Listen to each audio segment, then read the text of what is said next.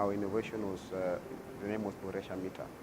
We were making a smart prepaid energy meters. We saw that the current energy meters, the ones used for prepaid customers in Kenya Power, you have to, when you buy the tokens, you have to go and feed in manually. And they're like a black box. You only interact with them when you're feeding tokens, and only that, or when you're checking if your tokens are almost over. My innovation is about a water monitoring system, whereby the system measures the water levels in a borehole, sends you real-time text message about the water levels, and also senses the presence of hydrocarbons in water. It also had an application whereby when you just enter your house, the application was connected via Bluetooth. You enter your house, you can be checking your energy consumption, how to better your energy, where is most of your energy going, the energy curve. So it is not like a black box, it's like your energy management system in your house. In 2018, I actually participated in Mining for I. That's the fourth Mining for I. In Kenya, there was not a current program or a current company that engaged in active production of co-boxes. And again, there was numerous pollution from plastics. So we decided to incorporate these two problems and come up with a credible solution, which was to form co-boxes from recycled plastics. It was a theoretical case on a conflict between two states concerning a shared continental shelf, and the dispute arose due to an oil spill that occurred as a result of mining activities of one particular state. So the benefits of our innovation is, you see, like the current meters you have to, when, for example, you leave your kids at home, they can't feed in the tokens. So you have to come and feed in, but ours you feed in remotely. So it's like the token feeding system is automated. The problem that we saw by then is that there is a lot of pollution that is caused by the presence of plastics within the society. So our innovation in the mining sector was seeking to curb this problem of pollution and at the same time creating an object that can be used in the mining sector, and this is the core box. My first problem was water monitoring, whereby I actually interacted with more of these water companies, and the first problem they were facing is that real-time monitoring was a problem in which there was no system that could address the real-time water monitoring. And also the second thing is we focused on the Turkana area. We had at the Lokichar Basin, where we found Kenya's biggest aquifer. So at this area, there were chances of oil seeping into water wells. And so the problem arose in that once the oil seeps into the water wells, it could affect the community without the knowledge of the community or even the oil drilling companies. Well, I participated in the third Mining for I, that was in the year 2016, and I emerged overall winner. I'm really grateful for that opportunity, because from that point I was able to blossom and get on with whatever I have to have. The motivation, the energy, the synergies just came alive, and I was able to execute what I really had in mind.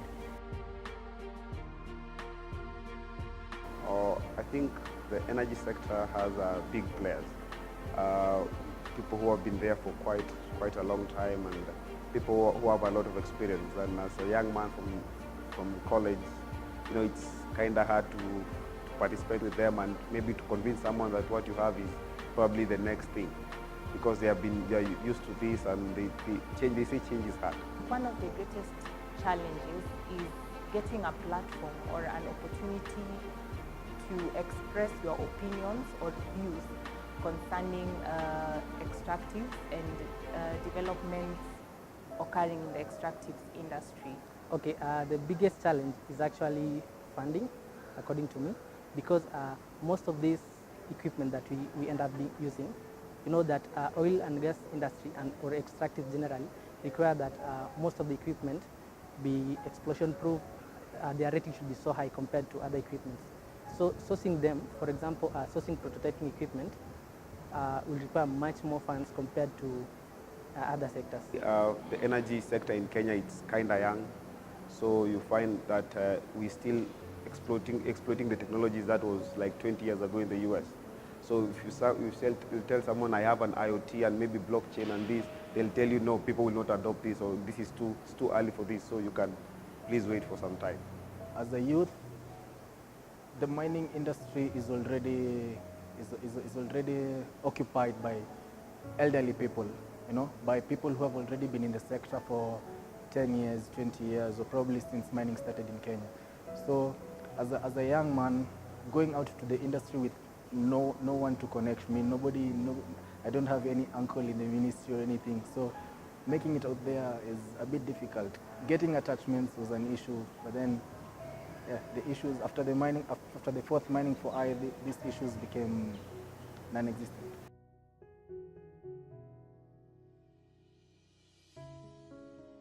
My innovation focused on the use of microorganisms as an immediate, not as an immediate, but as an alternative to gold processing. At the moment, gold artisanal workers are really crumpled with the burden of using old traditional techniques, and there is nobody giving them the attention of improving their technology. So what Kekbo does, it's improving, it wants to improve the technology, and it is working on improving the technology. We had a partnership with the Ministry of Mining and Petroleum and Mining, State Department of Petroleum and Mining, and we were able to sensitize them on the effects of using mercury, and the response was very positive, and also the response from the government side on helping Kekbo to be able to achieve in implementing this technology is very positive.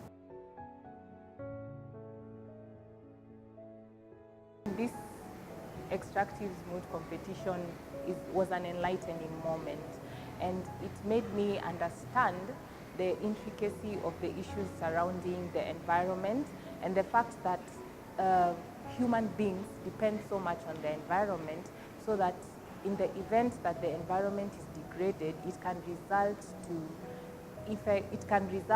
to violations of their human rights, such as the right to life, the right to food, the right to security, and the like. So it is not just a matter of the environment, but also entails other social, economic, and political issues as well.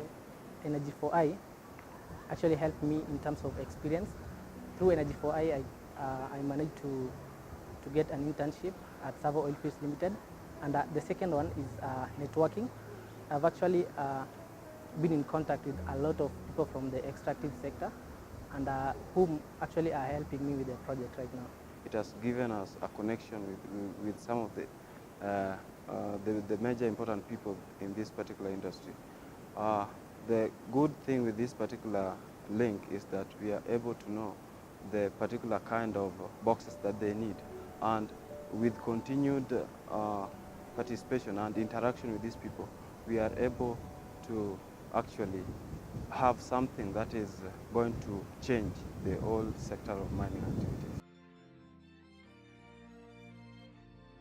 With the kind of feedback you get people who actually support you, people who can even fund you or can actively participate in your idea, and then just like that you have your own company, you've employed yourself. For youth participating or wishing to participate in the extractive industry, you require a lot of encouragement and not demotivation. You should be able to get yourself going, have the right connections, get yourself updated with new information, get yourself learning something new every day so that you become relevant in the industry. Because even as Kenya is not really that extractive based, the industry is growing as well outside, and opportunities are there. So the young people should harness the opportunities that are at the moment in the extractive industry and be able to utilize them well, so that they can be able to solve industry-related problems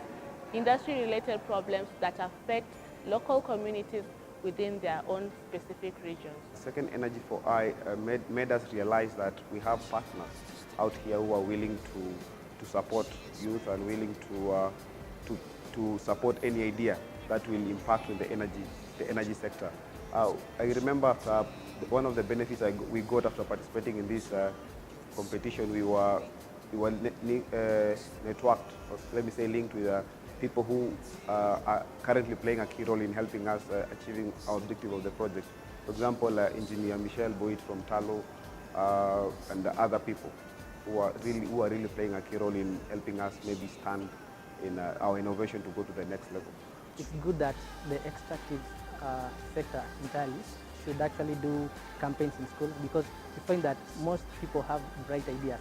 If you go to, for instance, in Kenyatta University, there are 2 clubs which actually are good in projects, but now to link the projects now to the industry, it's a great problem. And the second thing is that it's good if these youth are actually exposed to see whatever is going on. You know, it's hard for you to solve a problem which you do not know firsthand about it. So if there's a way that this youth could be exposed to this extractive technology and everything, that would be good. At some point I wanted to give up on mining, but from what I have been able to get, I can say that the industry really needs young talent. It really needs a lot of skills. It really needs a lot of,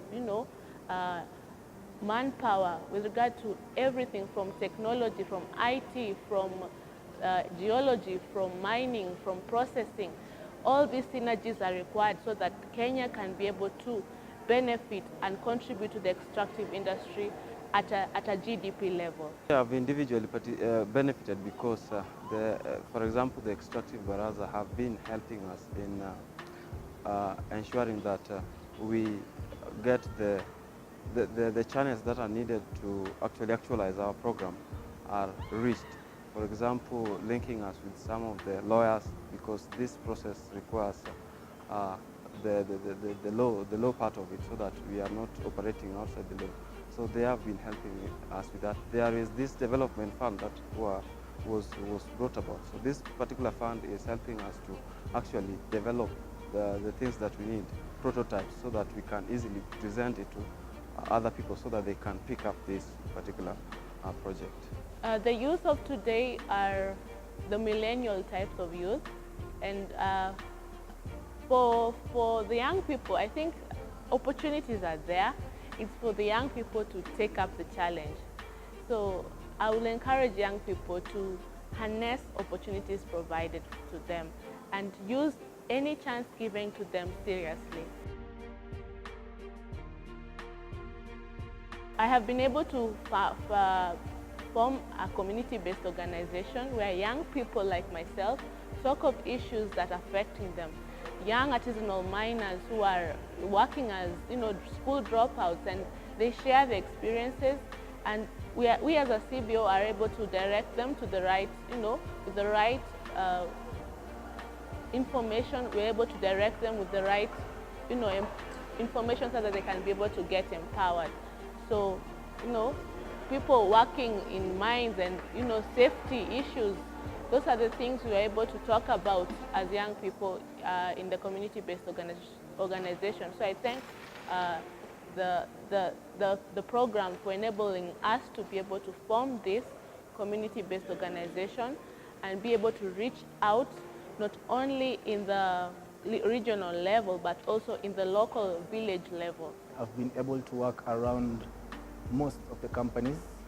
So when you're going maybe to seek for these opportunities such as attachments and internships, it's much easier, because we're not going to see new faces. We're going to the offices and finding, oh, this is Mr. Flani, he was in the 4th mining for I, and then he knows these guys are really good, and yeah. So if at all it's an attachment or an internship or just anything to do with the mining sector, we can easily get the information or the assistance that we need right now. We are actually thinking of producing our innovation locally, so we are optimizing it for production locally. We are also thinking of expanding the scope of the innovation. So the next one which will come, or the one which is market ready, will be more superior of the one we presented. I'm currently working with the CEMEREM. It's the Center of Excellence in Mining and Natural Resource Management, and it's an MBA program that is focused on developing and equipping young people with skills in contributing to the extractive industry. So my technology, it's already patented, and I'm thankful for CIPT, that's the Center of Intellectual Property and Technology, for this. And I'm also working on how to produce something that befits the local artisanal worker. So those are the things we are working with in Semerem.